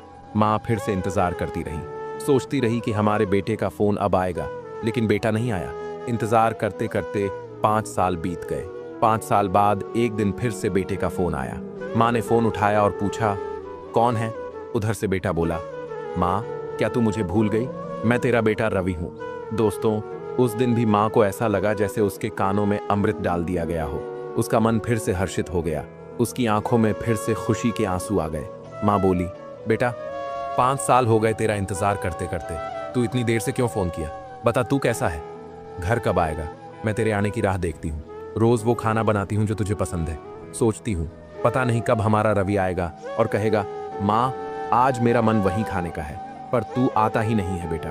बेटा रवि बोला, माँ तू चिंता क्यों कर रही है? अब मैं आ रहा हूँ, 5 दिन बाद मैं घर पहुँच रहा हूँ। और माँ तुझे एक बात बतानी थी, तू खुद ही भूल गई, तूने पूछा ही नहीं। माँ बोली, बता बेटा बात क्या है? तब बेटा कहता है, माँ तेरा पोता भी हो गया है, वो अब 4 साल का हो गया है, और वो रोज पूछता है, मेरी दादी कैसी है, मेरी दादी को दिखाओ। माँ मैं अब तुझे लेने के लिए आ रहा हूँ, तू चिंता मत कर, मैं तुझे अब अपने पास अमेरिका ले जाऊंगा, तेरा बाकी जीवन अब यहीं आराम से कटेगा। माँ बेटे के ये शब्द सुनती है तो उसका दिल कांप जाता है। वो सोचती है, क्या मैं अपने भारत को छोड़कर विदेश चली जाऊंगी? वो धीरे से जवाब देती है, बेटा अगर तुझे ये सही लगता है तो ठीक है, तू बहू को और पोते को लेकर मेरे पास आ जा और फिर यहीं रह जा। लेकिन बेटा कहता है, नहीं माँ, यहाँ कमाई ज्यादा होती है, यहाँ सब अच्छा लगता है, तू क्यों चिंता करती है, तू बस तैयार हो जा। माँ सोचती है, ठीक है बेटा सही कह रहा है, जीवन तो हर जगह ही गुजरना है, चाहे अपने देश में चाहे विदेश में। माँ मान जाती है। फिर माँ पूछती है, बेटा वहाँ मंदिर है ना? बेटा हंसते हुए कहता है, हाँ माँ मंदिर है, थोड़ा दूर है, जहाँ हमारा घर होगा वहाँ से थोड़ी दूरी पर मंदिर है। तेरी बहू कार चला लेती है, तुझे रोज सुबह शाम मंदिर ले जाएगी, तू चिंता मत कर। दोस्तों, माँ अब अमेरिका जाने के लिए तैयार हो जाती है। बेटा रवि फोन काट देता है। माँ अब हर दिन इंतजार करने लगती है, वो दिन नहीं काटते। माँ सोचती है, बेटे ने कहा था 5 दिन में आएगा, 2 दिन तो बीत गए, अब जल्दी से 3 दिन भी बीत जाएं। वो हर दिन बेटे के लिए मिठाइयाँ बनाती, अखरोट पीसती, भजन पकाती, उसके इंतजार में जैसे उसका मन भी पिघलने लगता। फिर तीसरे दिन बेटा रवि आ जाता है, घर की कुंडी खटखटाता है। माँ सोचती है, लगता है मेरा बेटा ही आया है, और भागी भागी दरवाजा खोलती है। जैसे ही दरवाजा खोला, सामने उसका बेटा रवि खड़ा था। बेटा कहता है, माँ मैं तेरा बेटा रवि हूँ। माँ उसे अंदर ले जाती है, उसे गले लगाती है, चूमती है, रोती है, हंसती है, कहती है, बेटा कितने दिन हो गए तुझे देखे हुए, तू तो बहुत बदल गया है, कितना लंबा हो गया है। माँ उसे हृदय से लगाकर देर तक प्यार करती है, फिर तिलक करती है, फिर दोनों साथ बैठकर वह मिठाइयाँ खाते हैं जो माँ ने बनाई थी। भजन खाया, बातें की। फिर बेटा कहता है, माँ अब ज्यादा समय नहीं है, मैं तुझे लेने आया हूँ, रुकने का वक्त नहीं है, तू जल्दी से तैयार हो जा, अब हम यहाँ दोबारा नहीं आएंगे। चलो पहले प्रॉपर्टी डीलर के पास चलते हैं, तू मकान के कागज मुझे दे दे, इस मकान को बेच देते हैं। दोस्तों, जब माँ ने बेटे की ये बात सुनी कि वो मकान बेचना चाहता है, तो माँ को अंदर से गहरा झटका लगा, उसकी आंखों में आंसू आ गए। वो बोली, बेटा तू मकान बेचेगा? ये मकान तेरे पिता ने बहुत मेहनत से बनाया है, एक एक ईंट उनके पसीने से जुड़ी है, ये उनके खून की कमाई है, तू इसे कैसे बेच देगा? बेटा बोला, माँ कैसी बातें कर रही है? जब हम अमेरिका चले जाएंगे तो कौन इस मकान की देखभाल करेगा? कौन इसकी सफाई करेगा? जब दोबारा आना ही नहीं है तो इसे यहीं क्यों छोड़ें? माँ सोचती है, बेटा भी ठीक ही कह रहा है। जब दोबारा आना ही नहीं है तो इस मकान को संभालेगा कौन? वो चुपचाप कागज दे देती है, जैसी तेरी इच्छा बेटा। लेकिन उसकी आंखों से लगातार आंसू बहते रहते हैं। बेटा प्रॉपर्टी डीलर के पास चला जाता है। इधर माँ उस दीवान को हाथ लगाकर रोने लगती है। हे मेरे स्वामी, आपने यह घर रात दिन मेहनत करके बनाया था, आज हमारा बेटा इसे बेच रहा है। बेटा लौट कर आता है पैसे लेकर और कहता है, माँ अब तू चल, तेरा पोता तेरा इंतजार कर रहा है। जैसे ही माँ ने पोता शब्द सुना, उसका मन तड़प उठा। वो बोली, बेटा मुझे जल्दी ले चल, काश मेरे पंख होते तो मैं उड़कर जाती। बेटा बोला, उड़कर ही तो जाएगी माँ, मैंने तेरा वीजा बनवा लिया है, तू हवाई जहाज से जाएगी, अब जल्दी से तैयार हो जा। माँ तैयार हो जाती है और बेटे के साथ एयरपोर्ट पहुंच जाती है। बेटा माँ को एयरपोर्ट पर बैठाता है और कहता है, माँ तू यहीं बैठना, मैं कागज और बैग चेक कराकर अभी आता हूँ। माँ वहीं बैठ जाती है। वो इंतजार करती रहती है, सोचती है बेटा अब आया, अब आया। 1 घंटा बीत गया, 2 घंटे, फिर 3 घंटे, अब दोपहर के 2 बज गए, लेकिन बेटा नहीं लौटा। माँ बेचैन होकर एयरपोर्ट के अंदर जाने लगती है। तभी सिक्योरिटी उसे रोक लेती है। सिक्योरिटी पूछती है, माँ तू कहाँ जा रही है? माँ जवाब देती है, मेरा बेटा अंदर गया है, कागज और थैला चेक कराने गया है, वो आएगा। तब सिक्योरिटी वाले बोले, नहीं माँ, अंदर अब कोई नहीं है, सब खाली हो चुका है। माँ ने नम्रता से कहा, नहीं, ऐसा कैसे हो सकता है, मेरा बेटा अंदर है, मुझे अंदर जाना है। सिक्योरिटी ने पूछा, तेरे बेटे का नाम क्या है? माँ ने उत्तर दिया, रवि, मेरा बेटा रवि है, वो अंदर ही है। फिर रजिस्टर देखा गया तो उसमें साफ लिखा था, रवि सुबह 10 बजे की फ्लाइट से अमेरिका जा चुका है। फिर एक अधिकारी आया और माँ से कहा, हाँ माँ, तेरे बेटे रवि ने ही तुझे छोड़ा है और वो सुबह 10 बजे की उड़ान से अमेरिका चला गया है। दोस्तों, ये सुनते ही माँ का कलेजा जैसे चीर गया। उसका दिल ऐसे टूटा जैसे कोई ताजमहल पल में गिर गया हो। उसकी आंखों से आंसू बहने लगे। वो वहीं बैठ गई, सुबकने लगी, बुदबुदाने लगी, बेटा तू हमें धोखा देकर चला गया, तू तो हमें ले जाने आया था ना, तू तो कहता था मैं तुझे अमेरिका ले जाऊंगा, तूने हमारा मकान भी बेच दिया और अब तू हमें यहीं छोड़ गया। बेटा तू कलयुग का बेटा निकला। माँ रोती बिलखती धीरे धीरे चली और अकेली ही घर की ओर लौटने लगी। न उसके पास किराया था न सहारा, पैदल ही चलती रही। रात हो गई थी। जैसे तैसे अपने पुराने घर के पास पहुंची, बाहर चबूतरे पर लेट गई, वहीं उसकी रात का आसरा बना। सुबह हुई, वो बुजुर्ग माँ उसी चबूतरे पर बैठी रही। कोई जान पहचान वाला आता तो रोटी का एक टुकड़ा दे जाता। इसी तरह कई दिन बीते। तभी मकान मालिक आया, वही जिसे उसका बेटा मकान बेच गया था। वो बोला, माँ तू यहाँ चबूतरे पर क्यों बैठती है? यह मकान अब तेरा नहीं है, तू चली जा। माँ बोली, बेटा तूने मेरा मकान ले लिया, ठीक है, मैं भीतर नहीं जाऊंगी, लेकिन बेटा इस चबूतरे पर ही बैठने दे, यही मेरी आखिरी जगह है। मेरा बेटा एक दिन लौटेगा, मैं यहीं बैठी रहूंगी। मकान मालिक माँ की बात सुनकर बहुत भावुक हो गया। उसके चरणों में गिरकर बोला, माँ तू बहुत महान है, चलो आज से तू चबूतरे पर नहीं बैठेगी, अंदर चलो, ये मकान तेरा है, कम से कम एक कमरा तो तेरा रहेगा। माँ उसकी आंखों में देखती रही, फिर उस अजनबी को गले से लगा लिया। पराए अपने हो गए और अपने पराए हो गए। बेटा जिसने मेरी गोद में खेला उसने धोखा दिया, और तू जो मुझे जानता भी नहीं, तूने अपना बना लिया।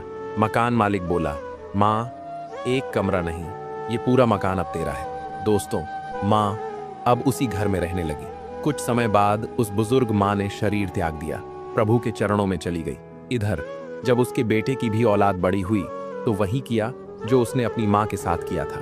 वो बेटा भी उसे घर से निकालने लगा, लातें मारी, ताने दिए। अब वो बेटा पछताया, हे प्रभु, ये मेरे कर्मों का फल है जो मैंने अपनी माँ के साथ किया, वही मेरी संतान अब मेरे साथ कर रही है। वो दौड़ा दौड़ा फिर भारत आया अपनी माँ को खोजने, लेकिन जब मोहल्ले में आया तो लोगों ने कहा, तेरी माँ तो बहुत पहले ही चल बसी और तुझे तो धिक्कार ही मिलनी चाहिए।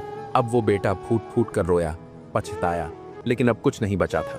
तो प्यारे भाइयों, इस कथा से यही सीख मिलती है, माँ बाप से चाहे नाराज हो जाना, झगड़ लेना, लेकिन कभी उन्हें धोखा मत देना। अगर तुमने अपने माता पिता को छोड़ा, उन्हें अपमानित किया, तो समय आएगा जब तुम्हारी संतान भी वही करेगी जो तुमने किया। और अगर तुमने अपने माँ बाप की सेवा की, उनका मान रखा, तो तुम्हारी संतान भी तुम्हारा मान रखेगी। यही इस कहानी की सबसे बड़ी सीख है। साथ ही इस कथा से उन 3 बातों को भी जान सकते हैं जो एक माता पिता को अपने औलाद से छिपा कर रखना चाहिए। पहली सीख, अपना हर त्याग और संघर्ष बच्चों को मत बताओ। जो माँ अपने आंचल को काटकर बेटे के लिए रोटी बनाती है, वह अगर हर त्याग गिनाने लगे तो ममता का मूल्य घट जाता है। बच्चों को पालो, सिखाओ, लेकिन हर पीड़ा, हर बलिदान उन्हें जताना जरूरी नहीं, वरना संतान उसे बोझ समझने लगती है। दूसरी सीख, अपनी उम्मीदों को बच्चों पर मत थोपो। माँ ने सोचा था कि बेटा घर से बारात लेकर जाएगा, बहू को लेकर आएगा, लेकिन बेटा अपनी मर्जी से विवाह कराया। हर माता पिता को यह समझना चाहिए कि अपनी उम्मीदों का बोझ बच्चों पर न डालें, वरना जब वो टूटती हैं तो रिश्ते भी टूटने लगते हैं। तीसरी सीख, संपत्ति या घर जैसे फैसलों में जल्दीबाजी न करें। माँ ने बेटे के कहने पर मकान उसके नाम कर दिया, लेकिन बेटा चला गया। कभी कभी संपत्ति या धन बच्चों के नाम करने से पहले यह सोच लेना चाहिए कि क्या वे उसे संभालने के लायक हैं। ये निर्णय माँ बाप को प्रेम से नहीं, धैर्य और विवेक से लेना चाहिए। ममता रखना पुण्य है, लेकिन विवेक के बिना ममता खुद माँ बाप के लिए दुख बन सकती है। इसलिए माता पिता को कुछ बातें सिर्फ प्रभु को सुनानी चाहिए, औलाद को नहीं। अगर ये कहानी आपके दिल को छू गई हो तो इसे अपने अपनों तक जरूर पहुंचाइए और हमारे चैनल को सब्सक्राइब करना न भूलिए, क्योंकि हम लाते हैं आपके लिए ऐसी ही सच्ची, भावनात्मक और जीवन को बदल देने वाली कहानियां। राधे कृष्णा, जय श्री राम, ओम नमः शिवाय।